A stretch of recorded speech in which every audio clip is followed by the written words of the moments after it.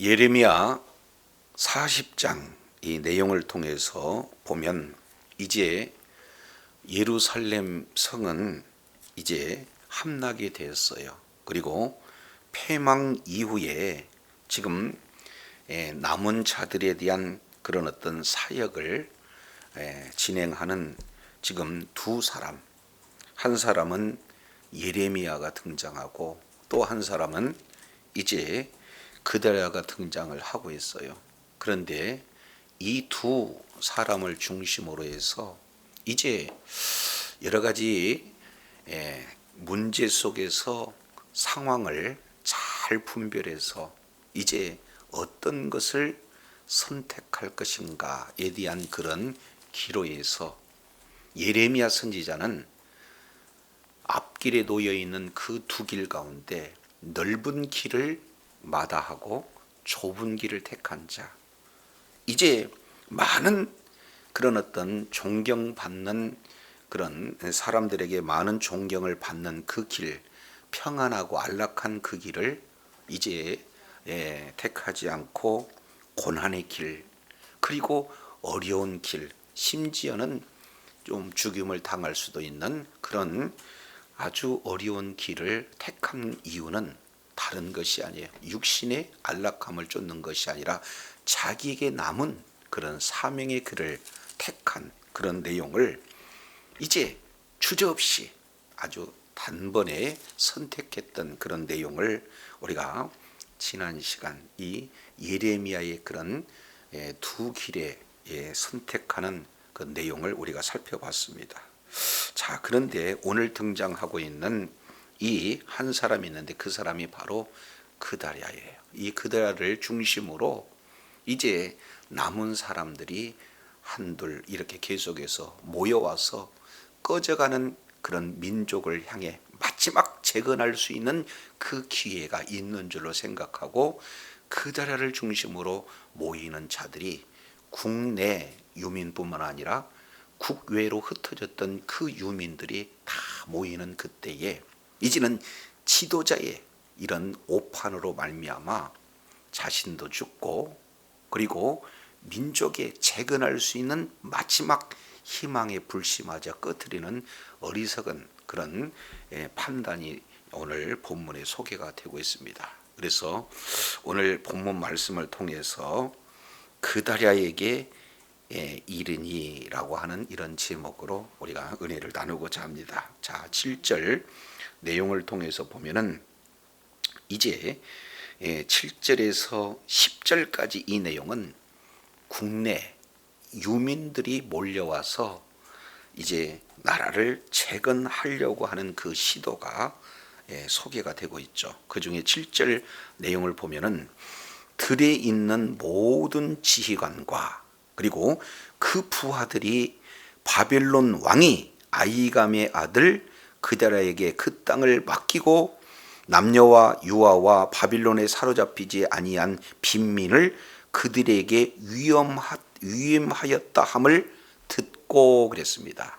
이제 바벨론이 무서워서 뿔뿔이 지금 흩어져 있는데 그들이 흩어져 있는 장소는 들에 있었다. 지금 이렇게 표현을 하고 있습니다. 그런데 소식 들리기를 그드랴가 이제는 바벨론 왕이 그드랴를 통치자로 세웠다는 소식을 듣게 되었어요. 그래서 듣고 난 그 결과 자 8절 이들이 이제 어떻게 진행이 되느냐 8절입니다. 그들 곧 느다냐의 아들 이스마엘과 가레야의 두 아들 요하난과 요나단과 베투메스의 아들 스라야와 느도바 사람 예베의 아들들과 마가 사람의 아들 여사냐와 그리고 그들의 사람들이 미스바로 가서 누구에게 이르렀다 그랬습니까? 그드랴에게 이르렀어요. 여기서 7절에 한 단어 듣고 그 다음에 8절에 한 단어 미스바로 가서 그드랴에게 이르니 듣고 가서 이르는데 누구를 중심으로 지금 모여들고 있습니까? 그렇습니다. 미스바로 집결하고 있어요. 미스바에 왜 갔습니까? 그다라에게 지금 가게 돼서 그들에게 한 가지 소망이 생긴 거죠. 이제 나라가 이제는 다시 한번 이 그다라를 중심으로 재건할 수 있는 그런 어떤 기회가 주어졌다 하는 그 소망을 가지고 지금 모두들 소문을 듣고 모이고 있는 그런 어떤 과정에 이렇게 소개가 되고 있습니다. 자, 그러면 여기에서 우리가 이제 한 가지 생각해 볼 수 있는 내용을 보게 됩니다. 자, 이렇게 듣고 이르니 이런 내용이 그 뒤에도 소개가 되고 있어요. 자, 11절도 보겠습니다. 11절 하반절에 보면은 듣고 그 다음에 12절 중반절에 그다라에게 이르니, 그러니까 국내 유민뿐만 아니라 이제는 다른 해외 그 주변 국가로 바벨론의 그러한 침략이 두려워서 피했던 그 자들이 소문을 듣고 한결같이 누구에게 몰려들고 있느냐? 그다라에게 몰려들고 있다. 이런 어떤 내용들을 보게 됩니다. 그러면 여기서 이제 우리가 생각해 볼 수 있는 내용은 왜 사람들이 그다라에게 그다라를 중심으로 모여 있을까 하는 그 내용의 키가 9절에 이렇게 소개가 되고 있습니다. 9절 내용을 보니까 그다라를 소개하기를 3대 족보를 기록하고 있는데 그 중에 사반의 손자 그 다음에 아히감의 아들 그다랴 이렇게 말씀을 하고 있어요. 이 내용은 이미 5절에 우리가 살펴봤습니다. 5절 내용을 통해서 보니까 중반절에 바벨론 왕이 유다 성읍의 총독으로 세우신 사반의 손자 아히감의 아들 그다랴 지금 이렇게 표현을 하고 있죠. 그래서 조부, 그리고 아버지, 그리고 그다랴를 지금 3대에 대해서 이렇게 말씀을 하고 있는데, 이 내용은 우리가 지난 시간에 살펴봤던 내용을처럼 이 사반은 누구냐, 할아버지는 누구였느냐, 우리가 잘 알고 있는 요시야가 종교 개혁을 이렇게 진행을 했을 때 아주 큰 공헌을 했던 믿음의 사람, 충성된 일꾼, 그 자가 뭐예요? 사반이었어요. 이 내용은 열왕기하 22장 8절 이하 내용을 통해서 보면은 아주 자세히 기록되고 있습니다. 그래서 이 조부 할아버지가 참 믿음의 사람이었다라는 것을 거론하고 있어요. 근데 그 믿음이 자녀에게 전수가 되어서 사반의 아들 아히감, 그다라의 아버지가 되겠죠. 그 자는 바로 예레미야서 26장 24절 내용을 보니까 이제 참 선지자라고 이렇게 확증되어지는 그런 내용을 이제 생명의 위험 속에서도 굴하지 않고 하나님의 말씀을 바로 대언했던 예레미야가 죽을 지경에 이르렀을 때 죽어가는 그 자를 끄집어내서 구원했던 자가 누구예요? 아버지였어요. 그러니까 할아버지나 아버지의 공통점은 뭐 어떤 공통점이 있습니까? 참 신앙으로 이제 아름답게 이렇게 신앙을 가지고 있는 자다. 따라서 오늘 그다라는 첫 번째 가문은 신앙의 명문 가문이었다.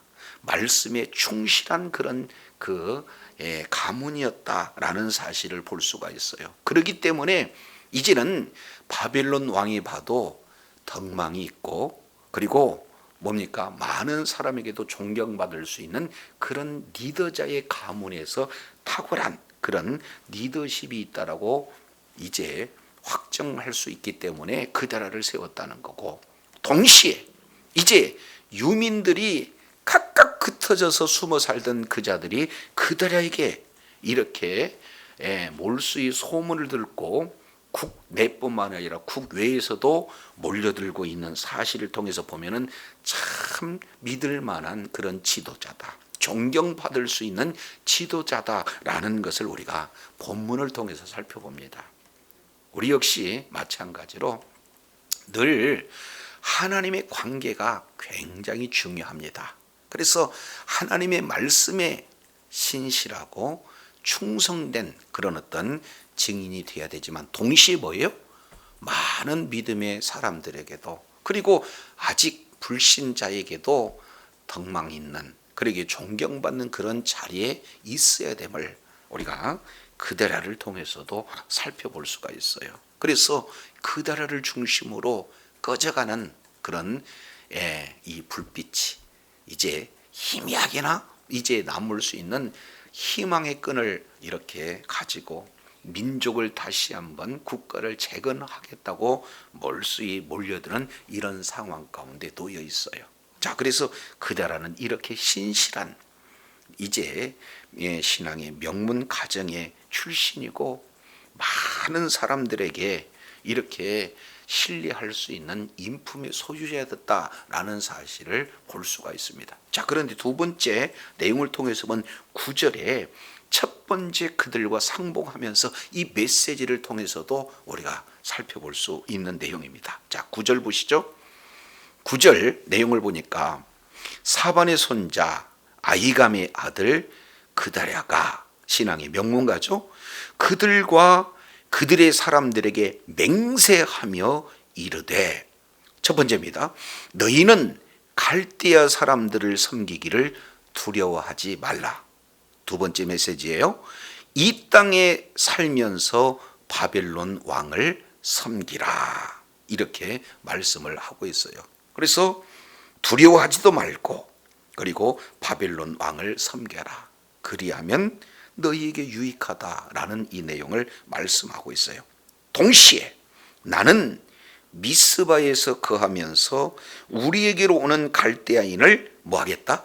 섬기겠다. 이렇게 아주 강직한 그런 첫 메시지를 진행하고 있는 내용이에요. 이게 자기를 이렇게 찾아서 몰려드는 그런 사람에게 주는 메시지입니다. 그러면은 여기서 우리가 자세히 살펴보게 되어지면은 또 누구를 섬기라고 하는 거예요? 바벨론 왕을 섬기다. 이렇게 지금 말씀하고 있습니다. 그러니까 친바벨론 정책을 추구하고 있는 그런 내용 아니겠습니까? 그러면은 여기에서 이제는 숨어서 도피했던 사람들은 바벨론을 굉장히 싫어한 자들 아니겠습니까? 그런 자들에게 바벨론을 이제 이렇게 섬기라고 하는 이 내용은 충분히 매국노라고 오해받을 수 있는 내용이에요. 그럼에도 불구하고 자기 자신은 갈대아인들을 섬기겠다, 바벨론을 섬기겠다, 지금 이렇게 말씀을 하고 있는 거예요. 그러면 외적으로는 하나의 정치적인 용어로는 바벨론을 섬기는 그런 내용으로 진행이 되어지지만 이것을 가만히 이렇게 살펴보면 이 메시지를 누가 전했습니까? 지금까지 참 선지자인 예레미야가 전했다는 거죠. 따라서 지금 이 내용은 겉으로는 정치적인 그런 용어로 친바벨론 정책을 이렇게 추구하는 듯하나 실제 그 내면의 내용은 하나님의 말씀에 전적으로 순종하고자 하는 이 그다라의 신앙의 모습을 그대로 표현하고 있습니다. 여기서 그다라의 두 번째 우리가 살펴볼 수 있는 그런 어떤 내용은 어떤 내용입니까? 바로 여러 가지 어려운, 또 심한 경우에는 비난을 받을 수 있는, 더 심각한 내용은 죽임을 당할 수도 있는 그런 상황 속에서도 굴하지 않고 하나님의 말씀대로 이렇게 순종하고자 하는 이런 신실한 신앙, 이 내용을 그대를 통해서 우리가 교훈을 받을 수 있는 그런 내용이 되어집니다. 자, 그런데요, 11절 보겠습니다. 11절. 이제 여기는 국외 이 그런 유민들을 지금 말씀을 하고 있어요. 11절. 모압과 암몬 자손 중과 그리고 에돔과 모든 지방에 있는 유다 사람도 바벨론 왕이 유다 사람을 남겨둔 것과 사반의 손자 아이감의 아들 그다랴를 그들을 위하여 세였다함을 듣고 소문을 들은 거죠. 자, 그래서 12절. 그 모든 유다 사람들이 쫓겨났던 각 처에 돌아와 유다 땅 미스바에 사는 그달에게 이르러 그랬습니다. 소문을 듣고 지금 그달에 이르렀어요. 자, 그런데 여기서 놀라운 사실은요, 포도주와 여름 과실을 심히 많이 뭐했다요? 모았다. 지금 이렇게 말씀을 하고 있어요. 여기서 포도주와 여름 과실을 많이 모았다 앞에다가 심히라는 단어를 더 추가하니까 아주 많이 모았다라는 그런 내용들을 보게 됩니다. 그 해에 나라는 바벨론에 의해서 망했으나 여전히 하나님께서는 그 남은 백성들에게 지금 풍성한 수확을 이렇게 허락하시는 내용은, 비록 하나님의 말씀에 불순종해서 그들이 이제는 바벨론의 그런 나라에 의해서 큰 징계를 받고 있는 그런 상황 속에도 우리 하나님께서는 그 사랑, 그 긍휼을 잊지 않으시고 이렇게 많은 그런 결실을 맺게 하는 것이 바로 우리 하나님의 사랑인 줄로 믿습니다. 심판 중에도 우리 주님은 결코 긍휼을 잊지 않으시는 하나님의 성품을 그대로 지금 보여주고 있는 거예요. 그래서 이들은 이제 풍성한 그런 소출을 통해서 모아서 다시 한번 이제 나라를 재건하기 위한 준비가 진행되고 있음을 지금 이렇게 볼 수가 있어요. 자, 이때 문제가 발생이 됩니다. 어떤 문제인가? 13절 보시죠. 13절 내용을 통해서 살펴봤더니 이런 표현들을 하고 있어요. 가레야의 아들 요하난과 들에 있던 모든 군 지휘관들이 미스바에 사는 그달에게 이르러 모두들 지금 몰려왔어요. 그 중에 군대 지휘관들이 지금 이렇게 포함이 되고 있습니다. 자, 그런데 이들이 중요한 정보를 그들에게 지금 제공하고 있는 내용이에요. 그게 뭐냐? 14절, 그에게 이르되 암몬의 자손의 왕 바알리스가 내 생명을 빼앗으려 하여 느다냐의 아들 이스마엘을 보낸 줄을 내가 아느냐? 그 얘기는 지금 배후는 누구냐? 암몬 왕이 배후가 되어지고 실제 암살을 진행할 수 있는 자를 이스마엘에게 맡겼다. 이 소식이 지금 이 군대 지휘관들에게 들린 거예요. 암살 계획이 지금 그 음모가 그들에게 들렸어요. 그래서 이 소중한 정보를 가지고 아히감의 아들 그들에게 가서 이렇게 정보를 제공을 하고 있는 그런 어떤 내용들을 보게 됩니다. 근데 문제는 이 정보를 받아들이지 않습니다. 14절 하반절 내용을 보니까 아히감의 아들 그데라가 뭐 했다? 믿지 아니었다. 원문 내용을 통해서 보면 절대 믿지 아니었다. 이걸 조금 더 심각하게 얘기하면 아예 믿으려 들지 않았다. 여기까지도 우리가 생각해 볼 수 있어요. 그만큼 이제 암살 음모에 대한 그 정보를 사실은 이렇게 준 그런 어떤 내용에 대해서 조금 더 귀 기울이고 조금 더 심사숙고해서 이제는 자기 생각을 내려놓고 그리고 듣는 귀가 열리게 되어지면은 이 그데라는 많은 사람들이 존경해서 신망 두터운 자라서 그리고 명문 가문에 정말로 이제 모든 지력을 이렇게 가지고 있는 덕망 있는 사람이라고 해서 구심점이 돼서 모두들 모여서 재건할 수 있는 절호의 그런 어떤 찬스가 되어지는데도 불구하고 자기의 뭐예요? 판단이 흐려짐으로 말미암아 이제는 암살을 당하게 되어지는 거예요. 여기에 지금 그달의 큰 실수, 이 내용은 상대방의 말에 기울이지 않고 뭐예요? 자기 생각에 아주 빠져 있다는 거예요. 독선적이죠. 한마디로 이 내용은 뭐냐? 바로 교만인 거죠. 이제 많은 사람들이 몰려오고 존경받을 때 우리는 반드시 이걸 이 그데라를 통해서 살펴볼 수 있는 내용은 교만해서는 안 된다는 거예요. 그 교만한 그런 증거가 어떻게 됩니까? 귀가 닫히는 겁니다. 다른 사람의 말을 듣지를 않아요. 내 뜻이 옳은 거예요. 독선으로 흐르는 거예요. 그러다 보니까 정보를 받아들일 수 없는 그런 상황이 되어지는 거예요. 자, 그러면은 1차 거부를 당했어요. 그러면 이 사실이 정확하다라고 한다면 이제 이 군대 장관 그리고 요하난 이들은 이 내용을 그냥 거저 포기해야 되겠습니까? 아니잖아요. 그래서 많은 사람들이 몰려와서 이런 정보를 하니까 물론 이게 정치적 이런 여파가 있고 또 모두가 다 모여서 하나가 되려고 하는데 자칫하면은 이제 거짓 정보로 인해서 실수할 수 있겠다. 그런 어떤 생각이 틀리지만은 않아요. 그런데 보시죠. 15절 내용을 보니까 가르야의 아들 요하난이, 여기는 단수입니다. 그러니까 한 사람이 찾아와요.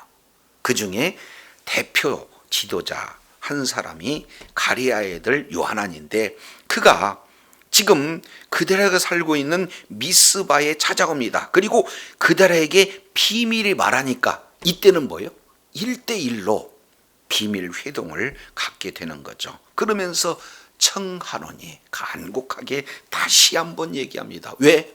지금 민족의 재건이 이루어지느냐 이루어지지 않느냐, 이건 개인의 문제가 아니라는 거죠. 지도자는 개인이 아니고 뭐예요? 모든 공동체의 지도자이기 때문에 단순하게 개인 문제가 아니기에 지금 비밀이 찾아와서 말하고 있는 내용은 이렇습니다. 내가 가서 사람들이 모르게 느다냐의 아들 이스마엘을 죽이게 나에게 권한을 주세요. 이유는 어찌하여 그가 당신의 생명을 빼앗게 할 것이며, 두 번째, 당신을 중심으로 해서 모인 모든 유대인들을 다시 또 흩어지게 할 것이며, 세 번째, 유다 남은 자도로 다 멸망을 당하게 할 것입니까? 그래서 너무나 위중하고, 그리고 그 결과는 너무나 큰 결과가 이렇게 나타나게 다시 한번 비밀이 와서 지금 요청하고 있는 그런 어떤 내용들을 이렇게 살펴볼 수가 있습니다. 자, 그런데 이런 내용에 대해서 과감하게 16절 내용을 보니까 그러나 아히감의 아들 그레아가 가레야의 아들 요한에게 이르되 내가 이 일을 행하지 말 것이라. 내가 이스마엘에 대해서 한 말은 뭐예요? 진정이 아니다, 거짓말이다. 지금 이렇게 말하고 있는 거예요. 상대방의 말에 기울이지 않고 오히려 진실된, 그리고 정말로 민족을 향한, 그리고 지도자를 향한 이런 충정 어린 내용을 듣지 않고 자기 고집을 이렇게 부림으로 말미암아 어떻게 되는 거예요? 그 뒤에 이제는 41장 2절 내용을 보니까 그데라를 하반절에 칼로 쳐 죽이고 그대로 이루어지는 내용들을 통해서 볼 수가 있습니다. 자, 앞길에 두 길이 놓여 있을 때 예레미야는 좁은 길을 선택했어요. 자기의 사명의 길을 선택했습니다. 이제 남아서 매국노라고 칭함을 받는다 할지라도, 또 심한 경우에는 많은 이제 바벨론 그런 사람들에 의해서 정말로 고초를 당한다 할지라도 나라를 잃고 소망을 잃어가는 그 자들에게 하나님의 말씀을 바로 증거해야 되는 귀한 사명을 내가 감당해야 되겠다 해서 좋은 조건을 단번에 뿌리치고 이제 택했던 그 내용을 우리가 살펴보면서 여기에 어떻게 진행이 됩니까? 지금 그다라의 거문은 어떻게 되는 겁니까? 이것은 민족을 위해서, 그리고 민족이 살 길은 지도자를 중심으로 이루어진다는 그런 충원임에도 불구하고 자기 경험, 자기 고집, 이 내용 때문에 받아들이지 않음으로 말미암아 잘못된 판단으로 자기 자신도 죽고 민족의 뭐예요? 재건도 물거품이 되는 아주 안 좋은 그런 결과가 초래되는 그런 내용들을 이렇게 살펴볼 수가 있습니다. 두 사람 똑같은 두 길이 놓여져 있어요. 그랬을 때 어느 길을 선택할 것인가 하는 그런 내용 가운데 하나님의 말씀, 하나님의 그런 사명, 이런 어떤 내용이 얼마나 중요한가 하는 내용들을 보게 됩니다. 그대라는 우리가 살펴봤을 때 많은 사람들에게 신방받는 신앙의 명문 가정이요, 많은 사람들에게 신뢰받을 만한 존경한 그런 어떤 인물입니다. 그리고 동시에 자기 자신 역시 마찬가지로 하나님의 말씀에 순종하겠다는 아주 좋은 그런 어떤 내용, 그럼에도 불구하고 고집 때문에 다른 사람의 말을 귀 기울이지 않음으로 말미암아 이런 참담한 결과가 임하고 있다는 사실들을 우리가 살펴보면서 끝까지 주님 앞에 존귀하게 이렇게 쓰임 받기 위해서는 이제 잘못을 지적하거나 아니면 더 살 길을 제지했을 때 우리의 귀가 열리는 그런 복된 역사가 있어야 될 줄로 믿습니다. 자, 반대 이 내용을 통해서 살펴보게 되어지면은요, 자, 사무엘 하 12장 이 내용을 통해서 살펴보면은 다윗이라는 자가 있어요.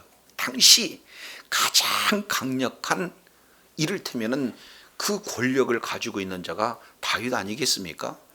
그래서 다윗이 밧세바를 범하고 완전 범죄를 꾀하기 위해서 그 남편 우리아마저 죽음의 길로 몰아섰던 이 내용, 어떤 누구도 눈치채지 못해요. 인간적인 내용으로 보면은 완전 범죄에 가까운 그런 어떤 내용 아니겠습니까? 그런데 하나님께서 그때 아주 작은, 이제 사실은 나단 선지자를 통해서 당신이 바로 그 죄인입니다 라고 지적을 받았을 때 자기의 경험, 자기의 고집, 그리고 자기의 생각, 이런 내용으로 얼마든지 그 나단을 어떻게 해요? 죽일 수도 있는 그런 위치에 있었어요. 그럼에도 불구하고 어떻게 돼요? 살 길을 제시한 바로 이 나단의 말을 그대로 순종해서 이제는 정말로 이제는 하나님께서 그런 뭡니까? 회개한 그런 다윗을 다시 한번 기회를 주셔서 이제 살 소망 가운데 살았던 그런 내용들을 이렇게 살펴보게 됩니다. 그래서 내 경험 이거 중요해요. 그러나 이제는 하나님의 그 말씀에 이제 어떤 것이 주의 뜻이 부합되는가 하는 내용은 내가 아무리 옳고 내 경험으로 미루어서 이렇게 양보할 수 없는 그런 내용이다 할지라도 이것은 내 고집 아닌 정말로 공동체를 위함이고, 더 근본적인 내용은 하나님의 뜻이라면은 내 생각, 내 고집, 내 경험 내려놓고 하나님의 그런 어떤 뜻을 쫓는 그 자가 진정한 겸손한 자가 되어진 줄로 믿습니다. 자, 신약 시대 내용을 통해서 보면 우리가 잘 알고 있는 사도행전 6장 내용을 보면은 초대교회 사도들 이런 자들이 말씀이 증거되니까 많은 성도들이 몰려와요. 그런데 이제 거기에서 문제가 발생이 되어지는 것은 헬라파 과부와 히브리파 과부의 구제에 대한 문쟁을 가지고 공동체에 큰 사실은 틈이 생기기 있잖아요. 자, 이랬을 때 많은 사람들이 원망하고 불평하는 그런 상황에 지도자들에 대한 지금 심각한 그런 어떤 바로 상황이 초래했을 때 이때 지도자들이 어떤 결정을 하는 겁니까? 권위로 무력화시키는 것이 아니잖아요. 그래서 다시 본질로 들어가요. 우리는 본질, 바로 비본질, 반드시 교회에서는 구제도 필요해요. 그러나 그거보다도 더 중요한 것은 뭡니까? 말씀과 기도에 전무하는 것. 이 본질로 우리가 돌아가자. 그리고 교회에서 마땅히 해야 할 구제에 대한 내용은 합당한 바로 이런 지도자를 세워서 이 일들을 감당하자 해서 7집사를 세우는 내용들을 우리가 살펴볼 수가 있습니다. 공통점이 있죠. 지금 충분히 자기의 권한과 지금 가지고 있는 그런 위치에서 언제든지 상대방의 말을 이렇게 뒷전에 둘 수 있는 그런 상황임에도 불구하고 어떻게 돼요? 무엇이 하나님의 뜻인가, 이 내용을 분별해서 바른 선택을 함으로 말미암아 공동체가 살고 나라가 사는 놀라운 역사가 나타났어요.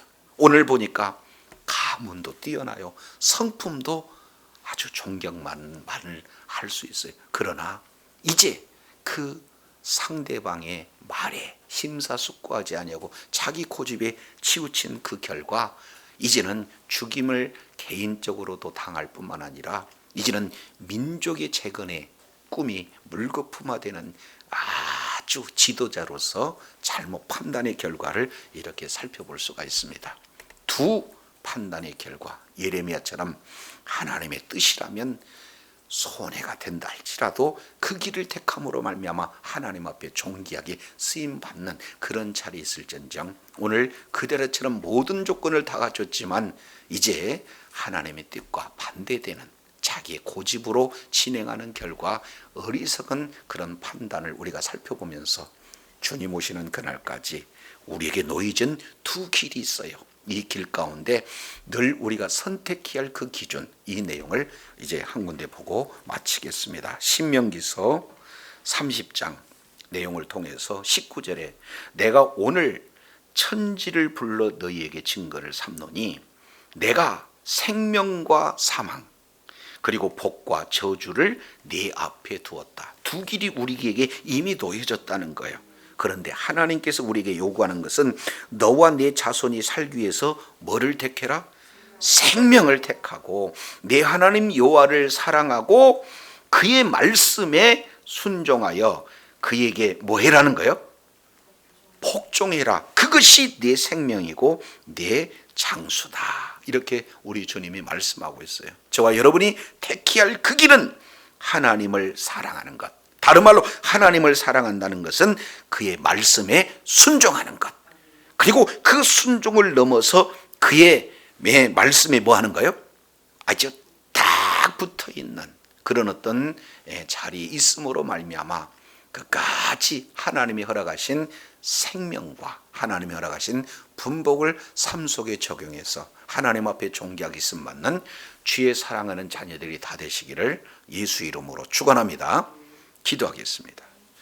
하나님 아버지, 오늘 지도자의 선택의 기로에서 예레미야의 선택과 그들의 선택을 살펴보면서 이제 지도자로서 선택해야 할 그 길이 넓은 길이 아닌 좁은 길, 육신적인 편안한 길보다는 사명의 길을 택했던 예레미야처럼 하나님이 원하시는 생명의 길, 축복의 길이 곧 하나님의 말씀에 순종하는 길이요, 하나님을 사랑하는 길이요, 말씀에 아버지 하나님 온전히 붙어있는 그 기름을 다시 한번 일깨워 주신 것 감사합니다.